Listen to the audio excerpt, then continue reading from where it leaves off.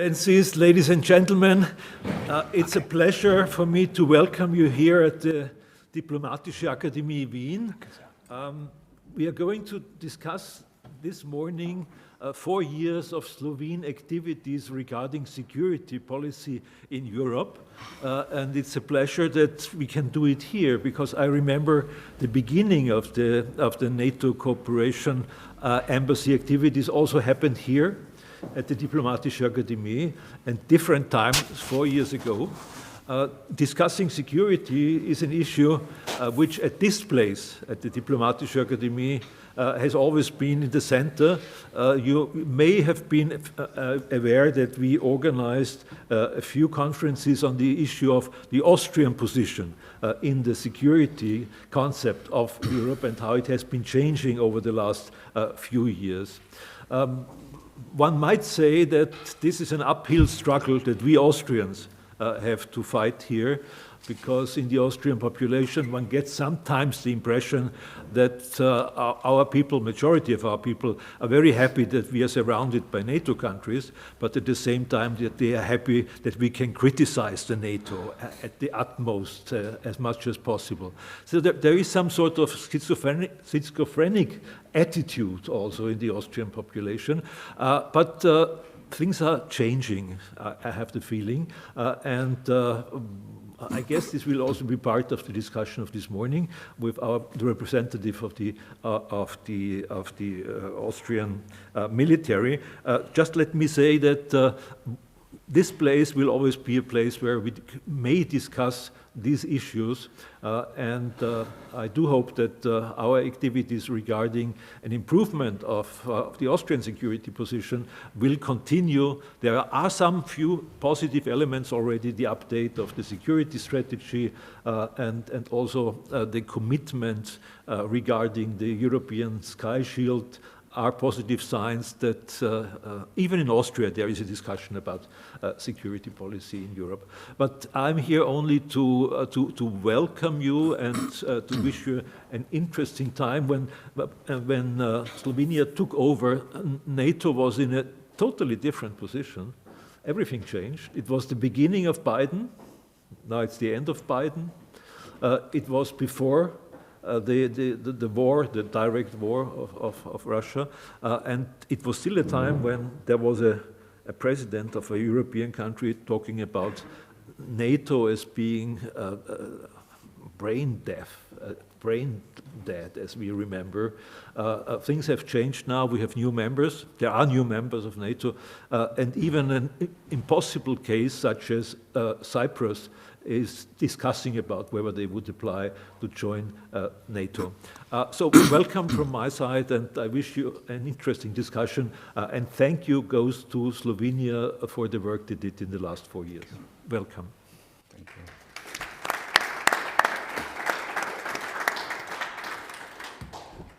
Well, thank you, Director Brix, for this kind introduction, and for the invitation to come here. It's really a pleasure to be here. Before we start, let me shortly introduce you to the participants. So I would like to start with you. This is Bruno Hofbauer. He's capability director of the Austrian Army since 2020. He has collected some wide international experience, be it in Bosnia, but also, as I learned, in Brussels.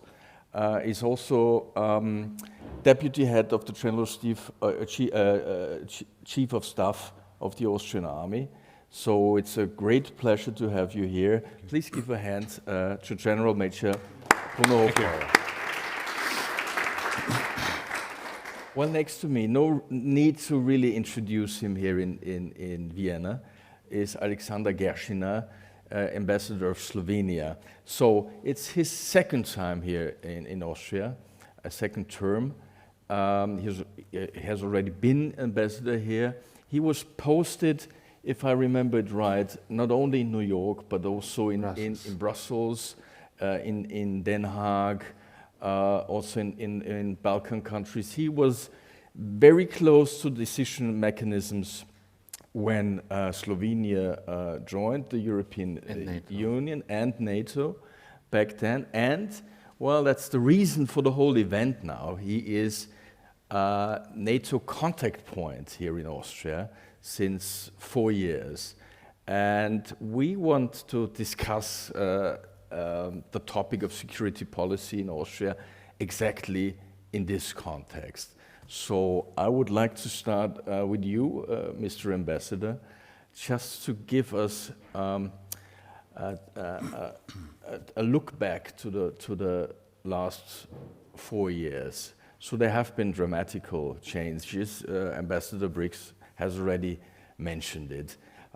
In fact, it's a world in complete turmoil. We see some really deep geopolitical shifts, especially since Russia has attacked Ukraine. Since then, 2 countries have joined NATO, Finland and Sweden, and another neutral country, Cyprus. This was also already mentioned recently. I mean, the president of Cyprus recently openly pondered whether his country should join NATO as well. So, Mr. Ambassador, could you give us some short idea about your time as a NATO contact point? Maybe also we could corroborate what happened here in Austria, but at the beginning maybe to give us the global picture of the security situation here in Europe. Please, the floor is yours. Thank you, Christian. We know each other over 15 years, so I guess we could be as Christian and Aleksander, but thank you for this introduction, and thank you, General Hofbauer, that you are with us today. The plan was that Chief of General Staff, General Striedinger, will be today with us, but he has to go for EU military exercise in Germany. So, but we have the General Hofbauer is also the chief planning officer, so to say, in the Austrian army. So I guess he's the right person at the right moment this morning. Christian, I don't know to introduce you. We know you very well, but you are foreign policy editor of the Presse and a trusted collaborator of our embassy also in the course of last 4 years. Yes, the last 4 years, or bit less, 3 years and 10 months. What can I say? When we started this role for the second time in Austria, because we already were NATO contact point embassy between 2004, immediately after the beginning of our membership between 2004 and 2006, so it's the second time. It was a completely another world, as Ambassador Brix said in his introduction. Trump administration was leaving, Biden administration was just in its first, so to say, weeks. But it was, I wouldn't say that it was, you can see it already at that time that things will become to be a changing European security environment, because relations with Russia were as they were around 2020-21. We had the Crimea annexation by Russia in 2014, and of course the security situation was not very positive already at that time. But then, after the Russian aggression on Ukraine on the 24th of February, things changed dramatically for allies, for the alliance, for Ukrainians, of course, for a number of other aspiring countries in Southeastern Europe, but also for Austria. At the beginning, in the first months of 2020, actually nothing happened in Austria. This is my personal observation from the first weeks and months. And of course, there were a lot of public appearances, discussions, also here. But not that I would remember that somebody would say, okay, what does it mean for us, Austrians? Nobody wanted to actually to go deeper into the discussion what security consequences this biggest and largest war in Europe since 1945. If I leave aside wars in Yugoslavia that were basically wars between former republics of a former state, this still is the biggest and largest war in the middle of Europe. But it was kind of polite ignorance in the first months. Then we started to have our activities, public debates, articles. I tried to talk to people in Austria to see what we can do to discuss about broader security environment, not about Austria and NATO, because this is not our role to you know, we are here to make our activities in line with NATO contact point embassy's role. But if I remember now correctly, it was quite, you know,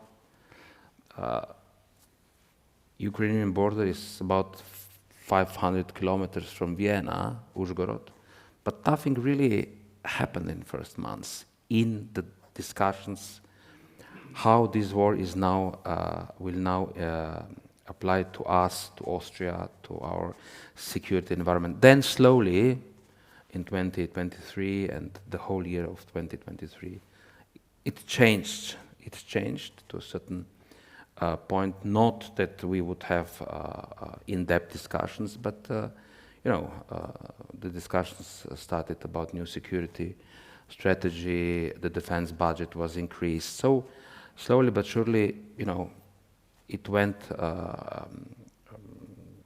in such a way that you can see that something is going on also in Austria. I'm speaking now about the political side, and generally speak about how the first months were within the military, and this is maybe for the beginning. Well, thanks. Yes. Thank you. Let me turn to you, General. Maybe you could give us a picture, you have already mentioned it, about the military side of things. According to your view, what has changed, maybe also in regard to Austria? Yeah. If you allow me, I need to go a little bit back in time. Austria joined the Partnership for Peace in 1995, so it will be 30 years next year. Right. This is something that really brought the Austrian armed forces forward. What was the reason for that question to work together more closely with NATO? Clearly, the situation in the Balkans. Austria was participating in I4, S4, later on in K4, then we went with NATO forces into the operations in Afghanistan. And this is where the armed forces come in, because we did, during the 60s, 70s, 80s, things on our own. We did it in Austria from a neutral perspective, being more or less part of the Western world, but military neutral, and so we developed our own doctrine, our own tactical symbols, our own map system, and suddenly our soldiers were side by side with Germans, British soldiers in operations, and it was clear that interoperability was a main task, and interoperability just is not that you have the same plug to connect electrical parts or whatever, or that you have, but that you have the right ways to communicate, that one understands each other, that you have the same doctrine.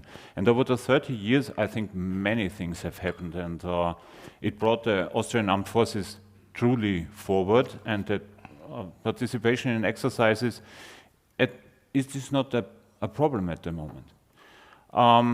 The joint operations in the Balkans are the one thing. On the other side, for the capability development, NATO has a certain procedure how to operate with partners.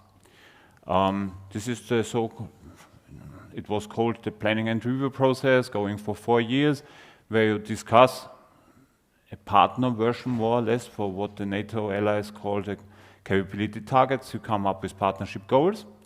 And NATO is very, I would say, helpful.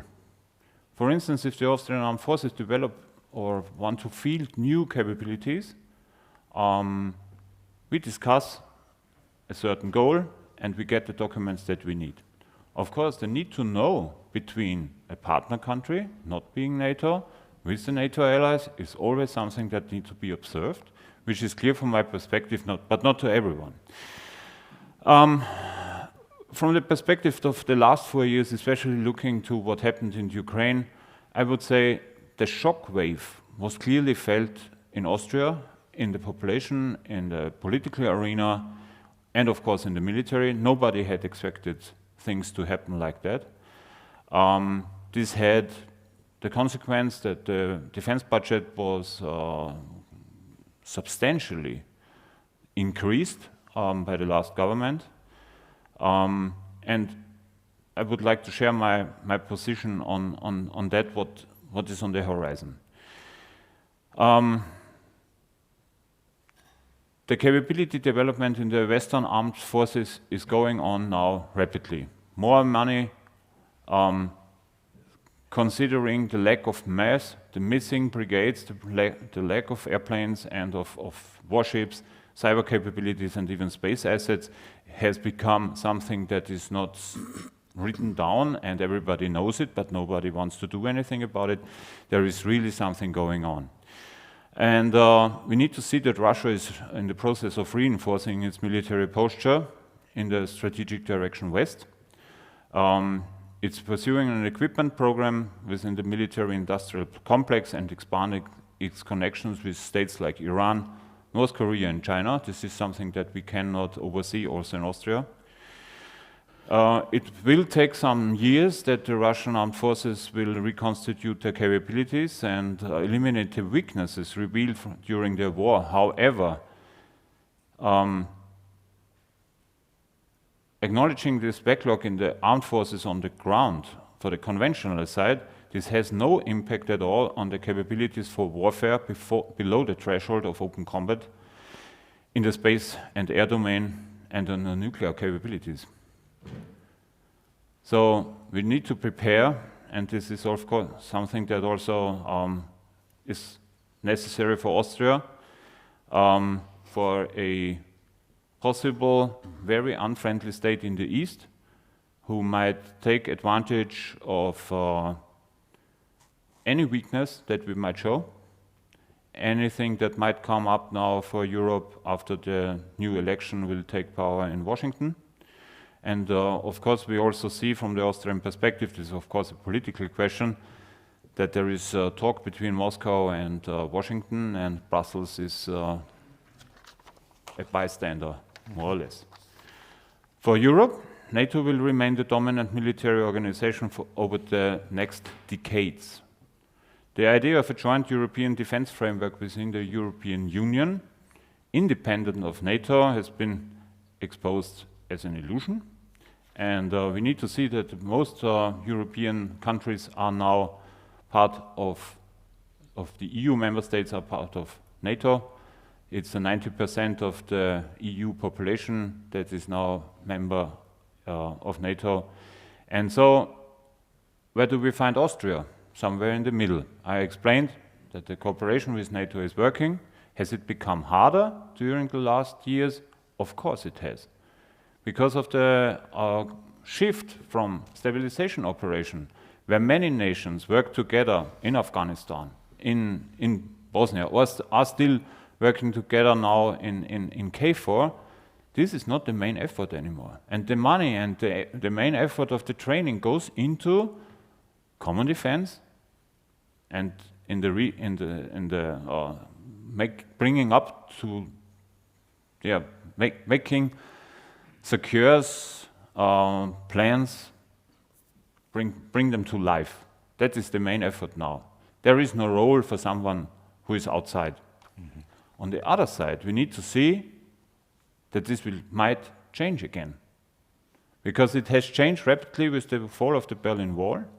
that we were from territorial defense, also from the NATO perspective, on the German border, towards expeditionary operations. And only few, especially European NATO countries, were able to conduct expeditionary operations in the 1990s. That developed over the last 30 years, and now it goes back to collective defense, which is a complete change of the setup of the armed forces, and it might change back in 5, 10 years when we find ourselves maybe somewhere else again outside of the North Atlantic Treaty area. So that's it from my perspective to start with. Well, thanks a lot. Well, we could touch now several subjects. Thank you for your great analysis. But let me start with Austria first, and it's a question to both of you. Why do you think, you said in the end there was something like polite ignorance, and I remember that the whole discussion about security policy was declared over before it had even begun. So this was just a few weeks after the Russian attack. Why do you think is NATO some sort of taboo, political taboo in Austria? Why do politicians hesitate to get in touch with it? Why was security policy not really an issue during the last election campaign, for instance? What's your analysis, having observed the discussion for a long period of time now? There are many reasons. First of all, I think Austria was taken back when the war started, as generally said, and as we said at the beginning, nobody really expected that Russia will launch a fully fledged war on an independent sovereign state. So my personal belief is that maybe countries such as Austria, who are still neutral, it was quite a shock for them, because suddenly the security environment changed dramatically around, if we are talking about Austria, around Austria. All neighboring countries to Austria, apart from Liechtenstein and Switzerland, are members of NATO, and this is a certain factor which goes also in hand with Austria's security concerns.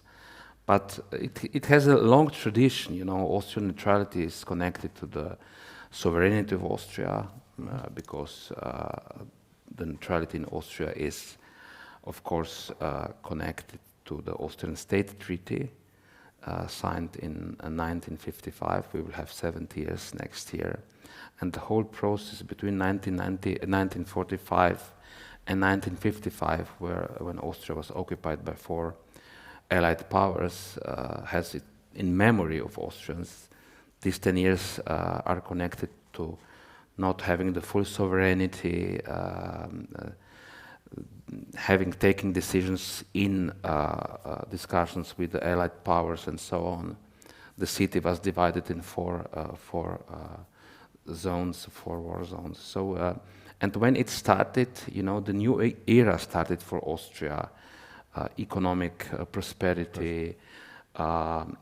It was Cold War, and Austria found it immediately with Vienna as capital city. Let me ask you bluntly, do you think there's a role for neutrals inside the European Union? Well, it still is, I would guess. It still is, but it has to be redefined, because neutrality, as Austria has it in its constitution, and as it was foreseen before the signing of the Austrian State Treaty, goes back in other security environment and other circumstances. So, of course, this neutrality is then connected to the kind of comfort zone that Austria found itself in the 50s, especially 60s, 70s, being a bridge between East and West, you know, a place where East and West met, Brezhnev, Khrushchev, Kennedy, Carter. But and if so I on. get you right, you are still waiting for this redefinition. Of course. Okay. General, you've mentioned that there is a pragmatic relationship between the armed forces, obviously, and it started with some real problems in Bosnia. You've mentioned the interoperability. Would you sometimes wish a similar pragmatic attitude in the political sphere? Well, you know, I'm not a politician, but Yes. I That's why I'm asking you. see that I think we have a quite pragmatic approach towards NATO. Yes. We have an ambassador there, and we have parts of our military representation. So I would not say that this is not working, but this is the ambassador brought it to the point from my perspective. It's immediately directed to the question of neutrality. And the neutrality is in Austria such a big narrative that we are relying on neutrality, that it brought us our freedom. That when I was a child, I learned in school that the last Russian soldier left on 26th of October, not that we made the neutrality law, but this is something that is highly in the brains of the Austrian population, and it is very hard, you know, the political landscape in Austria, to even start a discussion on that, frankly. Do you think that the Austrian population has a correct picture of NATO? Or From my perspective, yes? no, No. certainly not. Okay. This is not the case, but this is also true for many other things. So what is the difference between the cliché Austrians have and the real picture of NATO? Well, I think it is kind of a vicious circle, you know. From the political elite, nobody wants to tackle the issue of future security arrangements of Austria or NATO, not necessarily Austrian membership in NATO, because we knew it is on Austrians to decide about it. But, you know, to start a discussion, because the politicians fear this will have some implications on their election and on the results of at the elections. And the same is also goes for vice versa. Public, because of no discussion at all, still in these old kind of stereotypes of NATO Pact and the Warsaw Pact, and we are in between, and nothing could happen to us because we are neutral. We are kind of, you know, and everybody is waiting for somebody to start a deep discussion. And I think this will come on Austria inevitably in next years. Because also when war in Ukraine will be over, and I really hope in few months that there will be a kind of settlement, maybe interim, but this discussion will inevitably return back on Austria. What will be our security arrangements, speaking for Austria now? How should we move towards a new, redefined position of Austria in Europe towards the 2030? You know, because the world out there will not be a safer place. It will be a even more dangerous place. We have other actors. We have non-governmental actors. We have home politics. Don't forget that we have a new element in all these discussions. We talk now about foreign you know, elements and so on. But you know, in a number of EU and NATO member countries, we have new political parties coming to power that don't want to be part of Western alliances, that don't want to be even closer to the West, also in Austria. In many other countries. So this is a new element that is coming, not only foreign aggressions and so on. Well, and I think this all worked very well during the last 24 years when the weather was fine. Now that the clouds are coming, it's getting harder, and the world is a darker place This is than it usually was the case. 25 years ago. And we need to consider something else, which is the Article 42.7 of the European Treaty, which is something that is, even from my perspective, stronger than the Article 5 of NATO, because it gets quicker. Because one nation says we need help, and the others are obliged to help. You don't need to go to Brussels and it's us in a consensus if there is an Article 5 or Article 4 operation. So this is something that needs to be considered in the Austrian environment, because we are in the middle of Europe and we are inside EU, which is not an economic circle anymore. It's more than that. It's more than that, and but we are outside NATO, bringing it to the question that are we an easy target? Because for sure Moscow doesn't see us as a friendly nation; they see us as an unfriendly nation, part of the western part of the world. That is. So what do you mean by that? That Austria could be an easy target? It's an easy target because how you are could not Austria be attacked? So by air. The narratives are already going on. You can see that. You maybe saw it on Sunday. Cyber. The next stage would be air. And who knows what else? all right. Sabotage, espionage, that's going on. Is anyhow. there awareness for this in the Austrian leadership, political leadership? Yes. But they don't speak openly about it, or they keep it to themselves. All right. I don't know. Okay.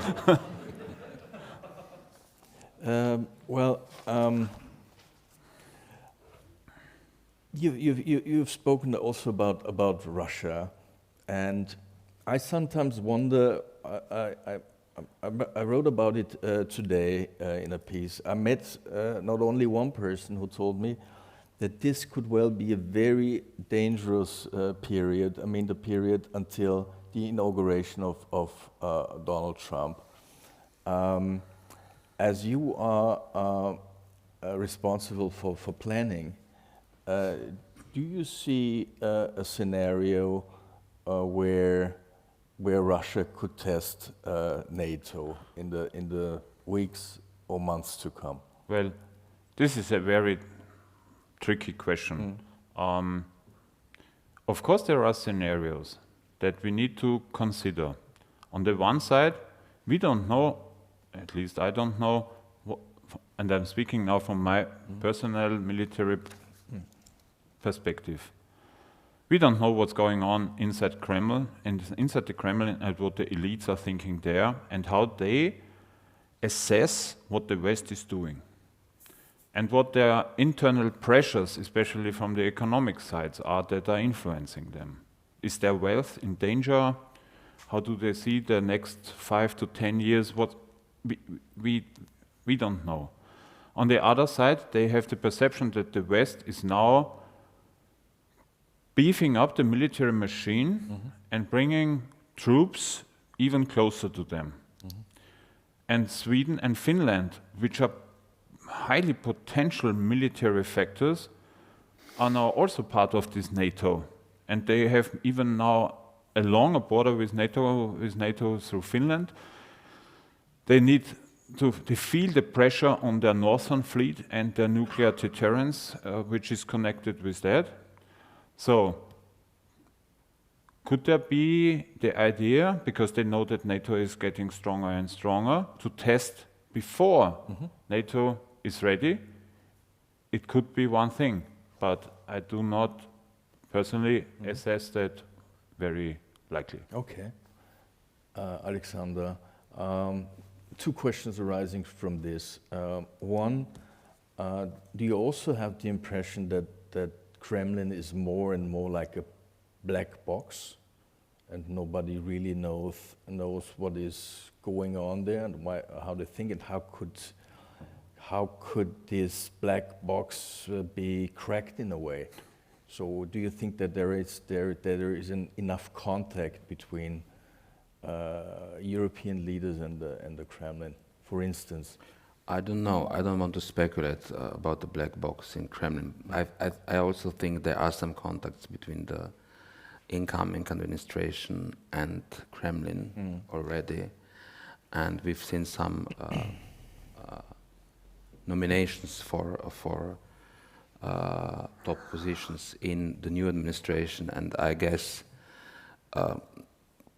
never mind what we personally think of some of the of appointments, but I think this shows that there is certain inclination towards a direct talks on the part of new administration with Moscow, and President-elect Trump said himself on a number of occasions that solving the war in Ukraine would be his first priority. Now we will have, of course, to wait. What I see is that the sanctions are beginning to function.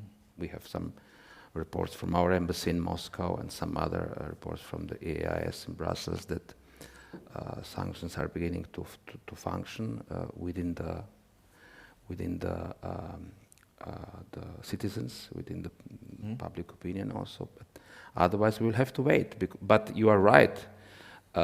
It will be kind of in limbo in next few weeks till now, and the next administration is still a month and a half, and a lot could happen. A provocation here, a provocation there, cyber attacks. So we have to be very very present, nevertheless, because the Christmas holidays are coming. But we should be very awake.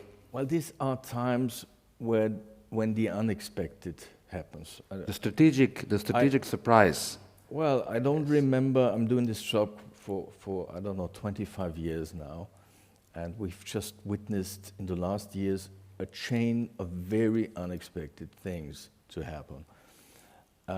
Well, and it was already mentioned that Macron once called NATO brain dead. So there is another guy who called it obsolete once, and this was Donald Trump, who will be US president again. Do you think that it's a possibility that the US could turn its back on NATO? No. Why?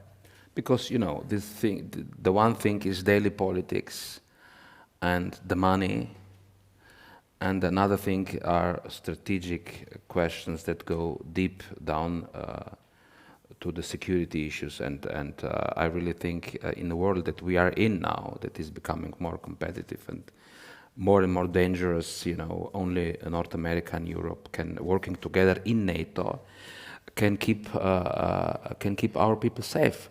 And at the end of the day, this sentence is always present. So never mind about the PR statements and discussions, but at the end of the day, the transatlantic bond is very strong, and this is the only what we have in terms of defense and in terms of our own security in the future. General mentioned the EU, and since I remember, since I was a very young diplomat, I'm very old now, but 30 years ago, around 1996, 1997, I was in Brussels. And there was this Saint-Malo declaration between Chirac and Blair with EU to become not only, how was the expression?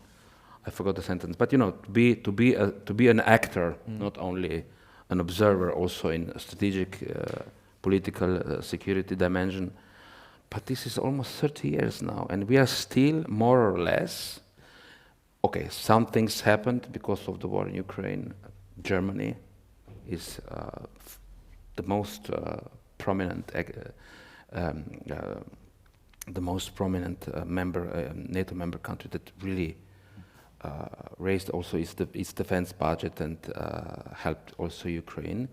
But we are still discussing, among others, how there are different, within the EU, there are different perceptions on how we should build our common CSDP, common security and defense policy in Europe. And the world out there in these 30 years, now take a look how Europe looked like in 1996, 1997, when there was Boris Yeltsin, when everything looked, Europe whole and free, new democracies. We were on the brink of becoming NATO and EU members. I remember those days in Brussels. This was completely another Europe as it is today. Well, and compare it to what we have now, the division between East and West in the EU, that is deeper and deeper. And for me personally, this is the biggest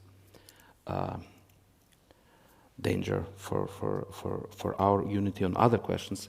And you have Russia. That the European Union is split. The European Union is split internally between East and West. You can see this in discussions in the EU, not split formally, but if you look, if you read papers, if you listen to discussions that are in the EU, you have Hungary, Poland, other Eastern European countries, then you have old liberal democracies in West Europe. And there is a kind of a,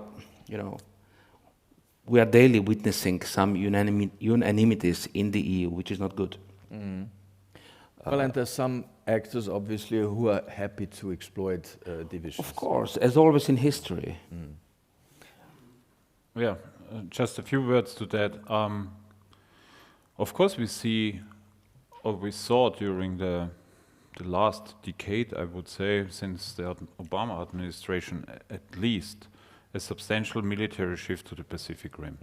This is something that you can observe. This is where the priorities go, where the force developments are looking at is not Europe, it's the Pacific. So from the military perspective. And deterrence is something that we are not discussing in Austria at all. Deterrence is one of the cornerstones of a functioning balance of power in Europe and NATO versus anyone who would attack. As soon as this deterrence is in question, the whole balance of power is in question. And we heard what was said is, will we be providing soldiers to defend those countries who do not invest and things like that? This is something that is not helpful, I would say, from a military perspective. Do you think that the deterrence is in question? At the moment, not. Okay. No. But this is something that we really need to observe very closely if this deterrence is still working. And the EU has no ambition for defense of the EU territory. We need to see that. This is done within NATO. This is a blind spot in the Austrian perception. Because not only 97%, but all the European countries would have to duplicate their effort if they would go for a EU defense plan. They would do the same again what is now being done within NATO. Why should they do it? This is a special situation, and what our catalogs and all the things that we are doing in Brussels. Well, they would do it if they would not trust the US anymore. Well, this has started with Helsinki in 1997, and it's always only out of area. Member states do not support something like that. They don't have the manpower and they don't have the will to do it in a double way. And now, coming back to Austria, we need to see the first question that you asked about, the question of neutrality and the ambiguity between Austria and NATO. In Austria, we don't even say one thing that the Swiss Minister of Defense said: neutrality ends in case you are attacked. Yes. This is a clear thing that if a neutral is being attacked, he doesn't stay neutral anymore because he's part of the war. And this is also something that you would need to prepare for. Last question before I would open up the floor. You have mentioned Article 42.7 of the European Treaty.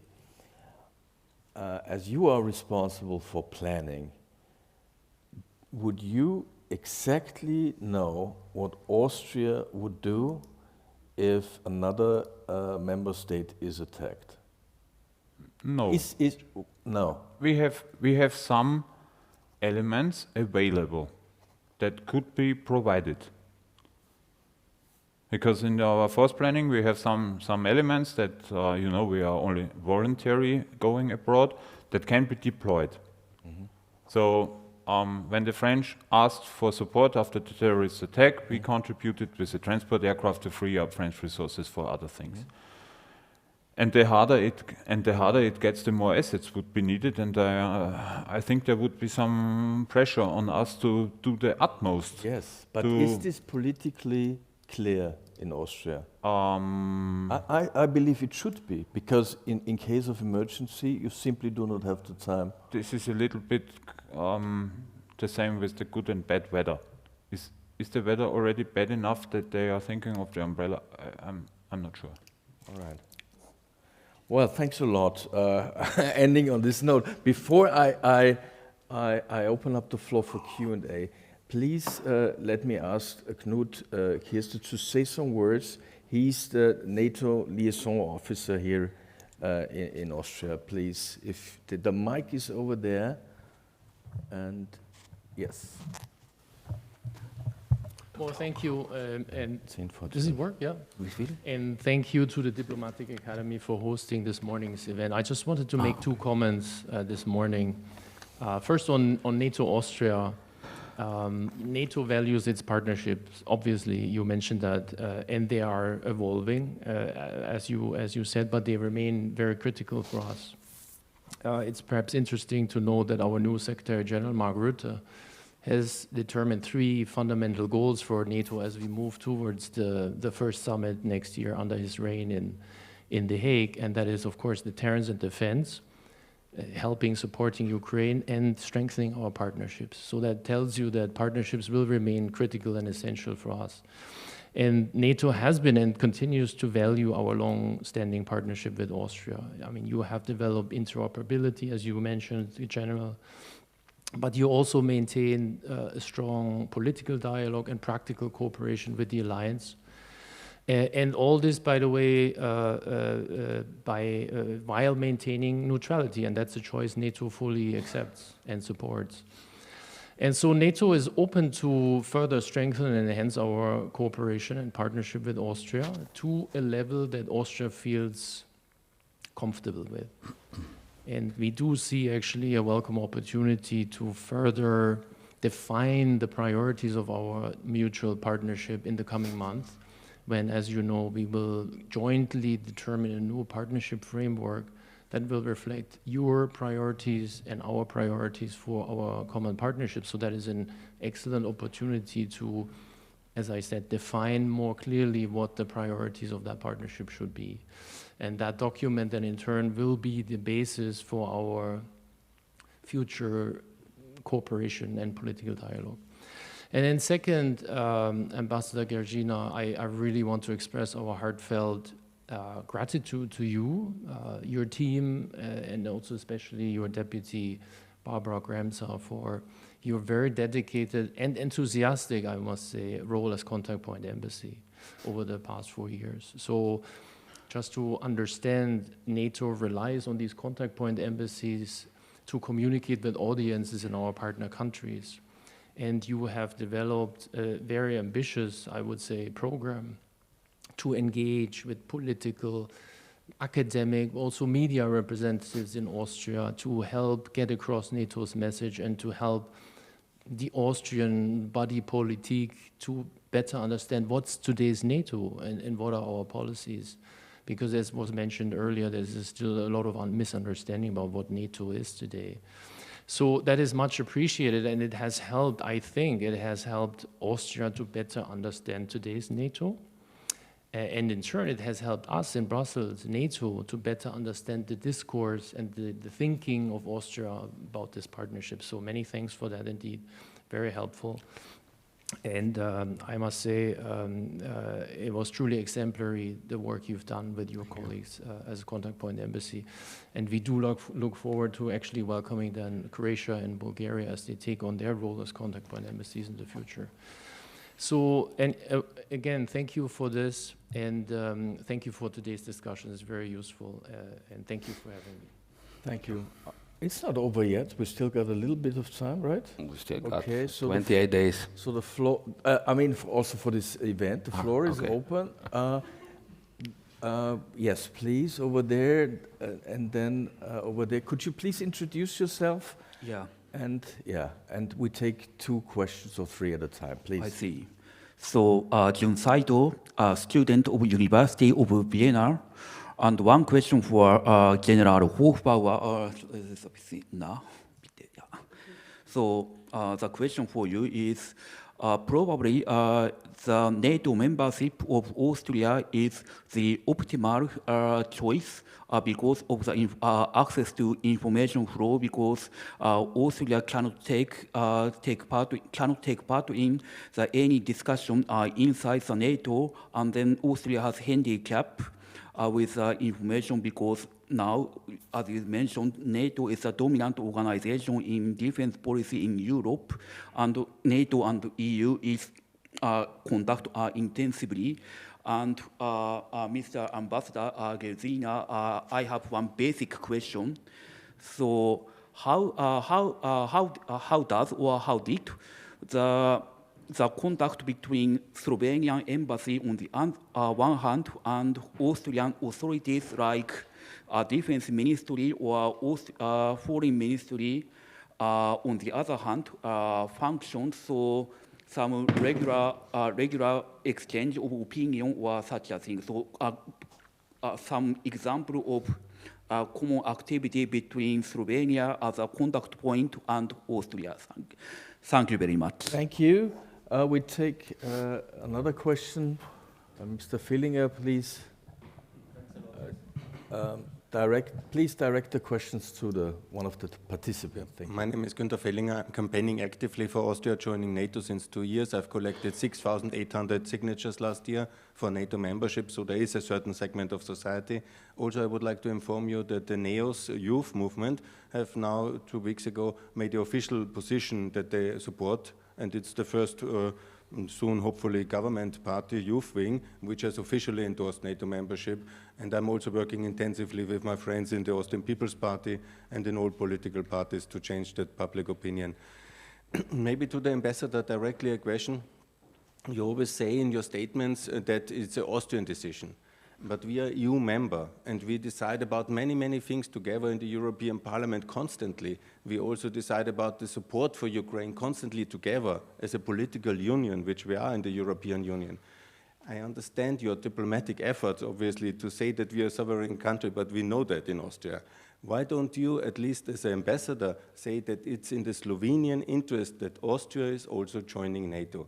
This would help the civil society in Austria in the case if all diplomats from allied countries in the European Union and NATO would change a little bit their narrative and their statement towards Austrian neutrality, saying in the respect of our own sovereignty, but it is in the interest of the NATO allies if Austria would also join NATO. That would be extremely helpful. Maybe also to the general one question, because your Minister Dana has last year said she will build an alliance of neutrals.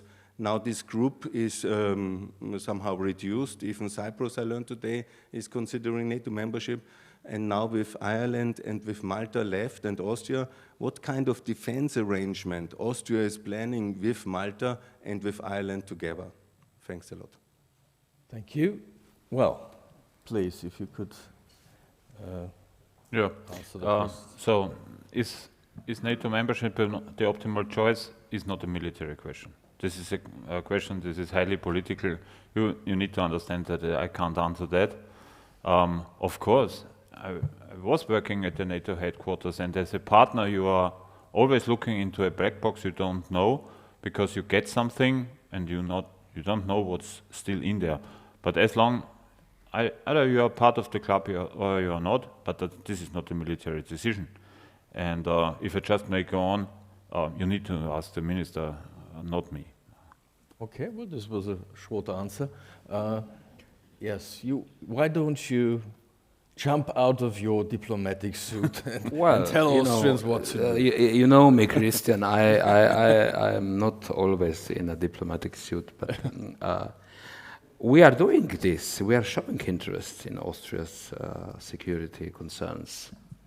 But you know, if we would do this publicly and vocally, the other part of the political spectrum would say, hey guys, this is not okay. You are interfering in our domestic politics, domestic relations. It is on Austria. Nobody could take this decision but the Austrian political elite. And this discussion will come inevitably. You mentioned the NEOS party, the youth wing of the NEOS party, which, and I have to say the NEOS, this is the only party, if I can have this liberty to comment a little bit in my personal capacity. Say what you want. Not, I know, not as a diplomat. You know, some discussions that I witnessed in some of the parties reminded me on discussions in the Yugoslav Central Committee in the late 80s. It is so dogmatic, the positions on NATO in some of the parties, and this is not the FPÖ, are very dogmatic views on Western alliance, on the United States of America, on NATO. You wouldn't believe it, you know. So to take the role of Austrian political elite, you know, it would be over my, as we said, my pay grade. So it is on you, on the civil society. It's very good that you are here and that you are collecting the how do you call it? Signatures, and so on. So because this helps the civil society, and this helps also internally internal debates and discussions that this country will have to make inevitable, because as I said at the beginning, the world will not be safer, it will be more dangerous. But otherwise I'm optimistic. So it is on the Austrian political elite to, you know, to start to embark on this journey. And on the question of, your question was how were the relations between NATO Counterpoint Embassy in the different ministries?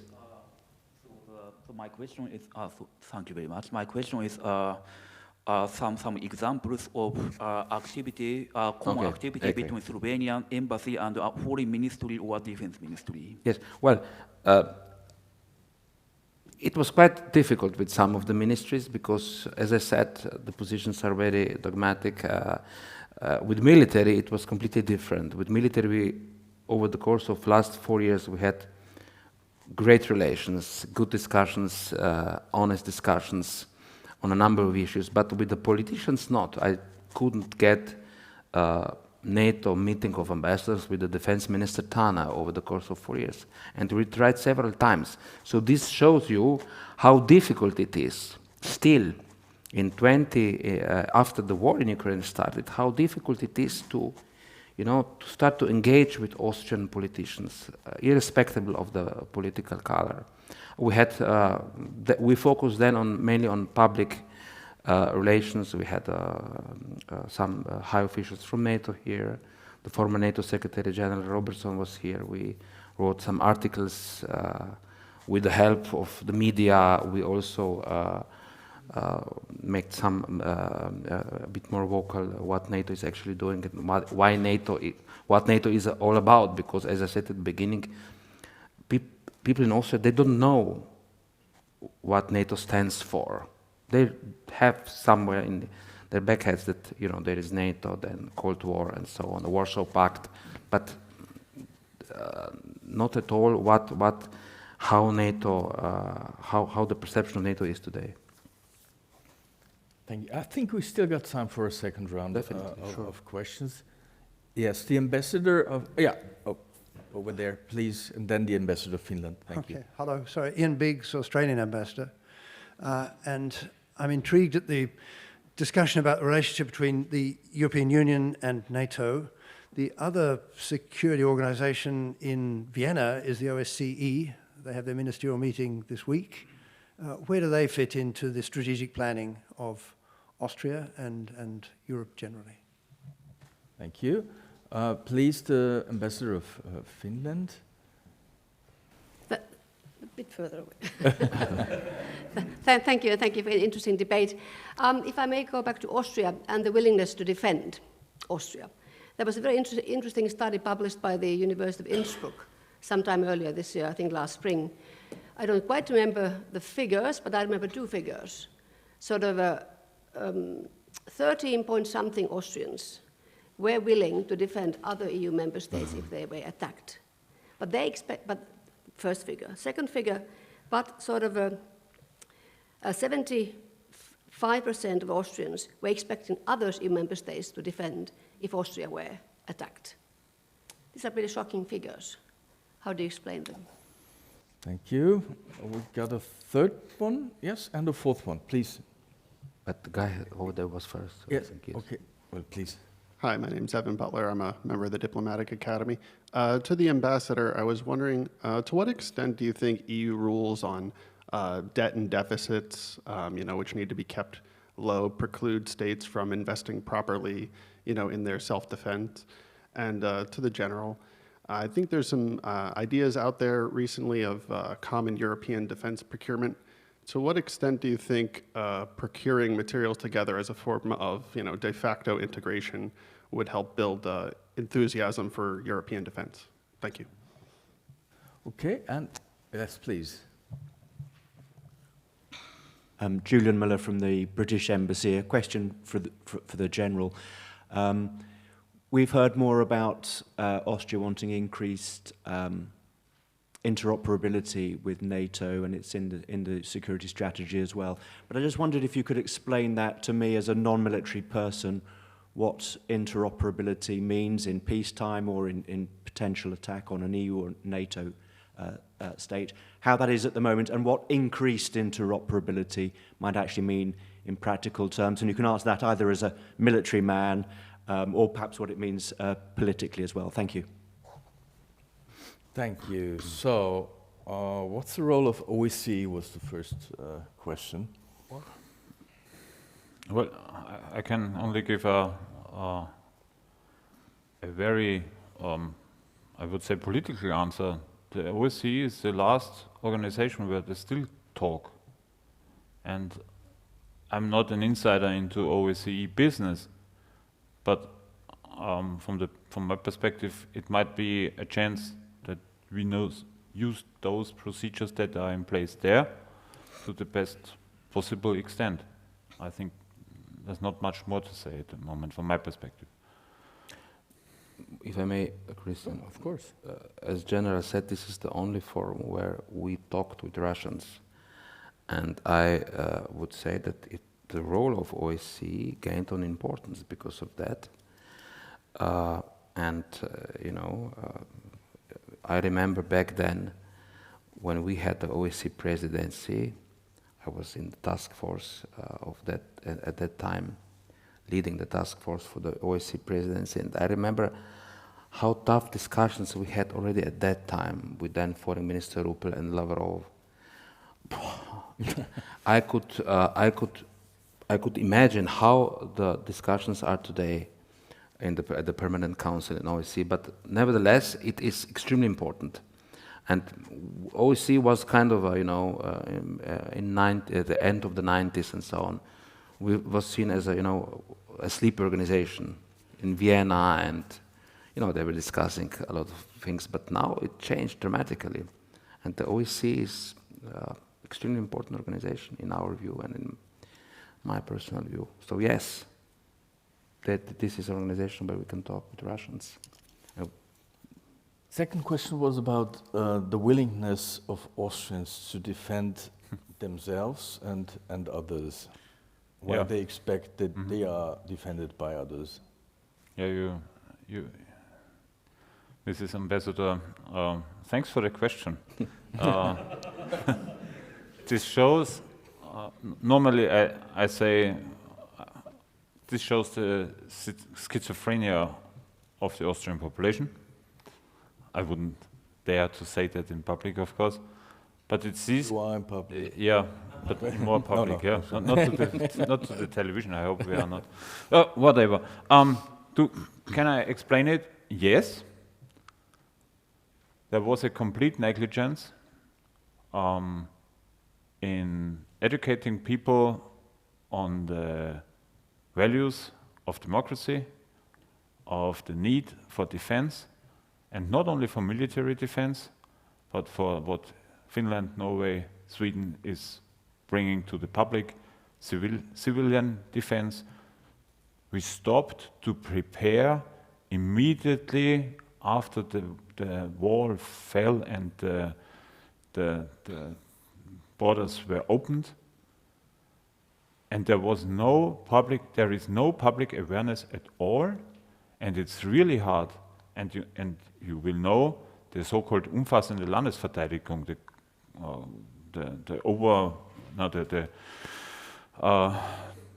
the combination of civilian, military, economic, and mental defense is in our constitution. And it was a political thing that it was more or less killed and substituted by the so-called umfassende Sicherheitsvorsorge, which is only security. And this is driven by the Ministry of Interior because it was in a fight of resources. We didn't build any bunkers anymore because there is no threat awareness at all. And when it comes to the idea that somebody else will come and help us, if you tell them, and how does it work with neutrality, then they have no answer.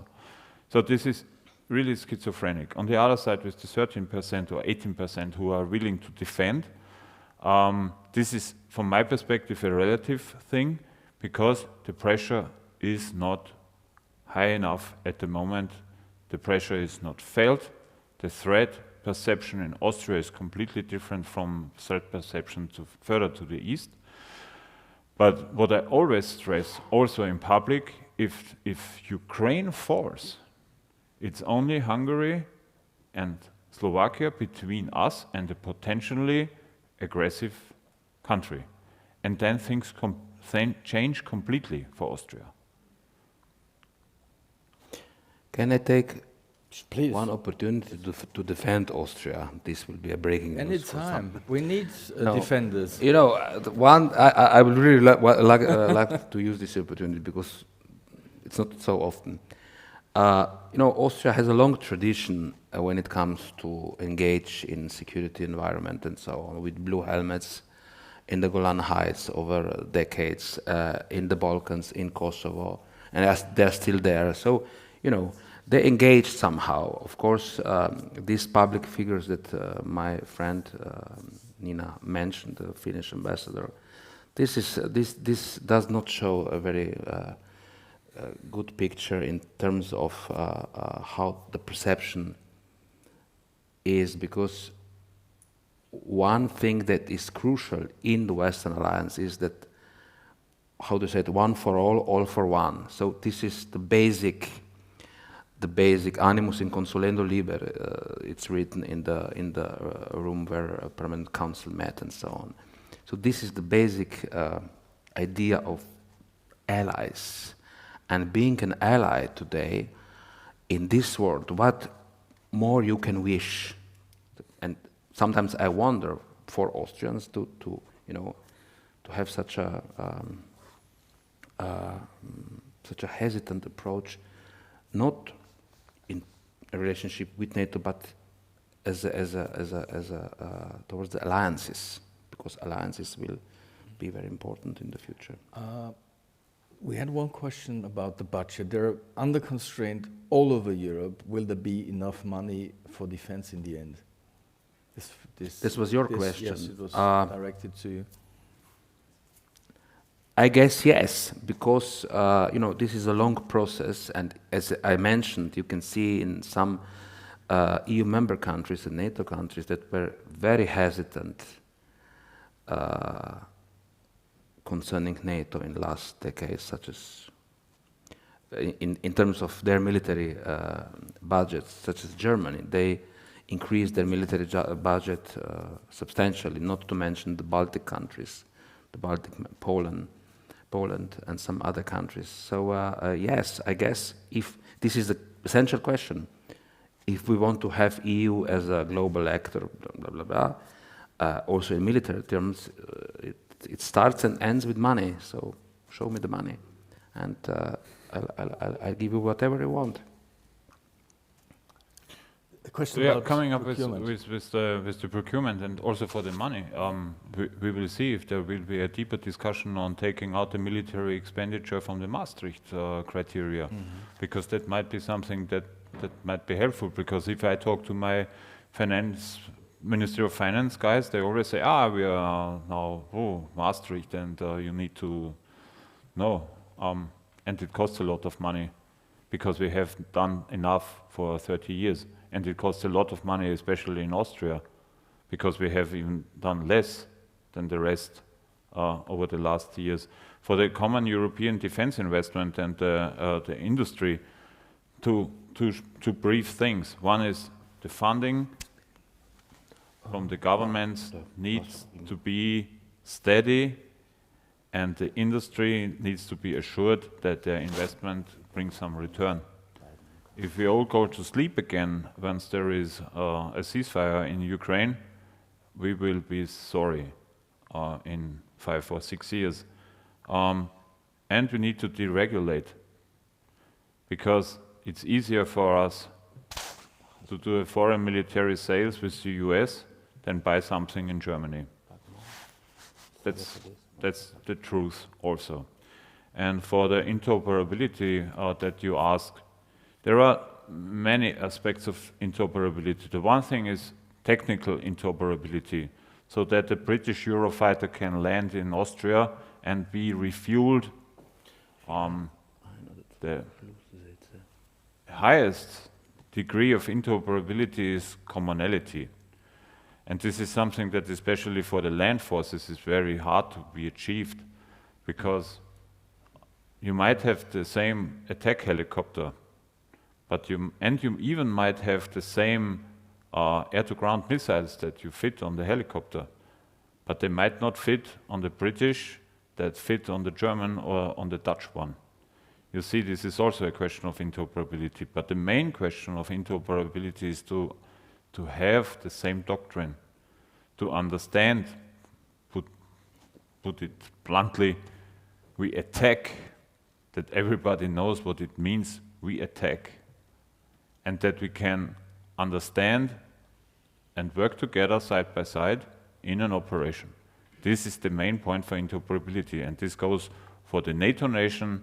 Is the same if you have troops in the Baltics, in a mixed brigade combat team from various nations, they need to be interoperable. The staff needs to know how the staff procedures are working, and of course also the computers need to talk to each other, and not we have here a system from country A and here a system from country B, and they have only one thing, which is a USB, and you switch it from one computer network to the other.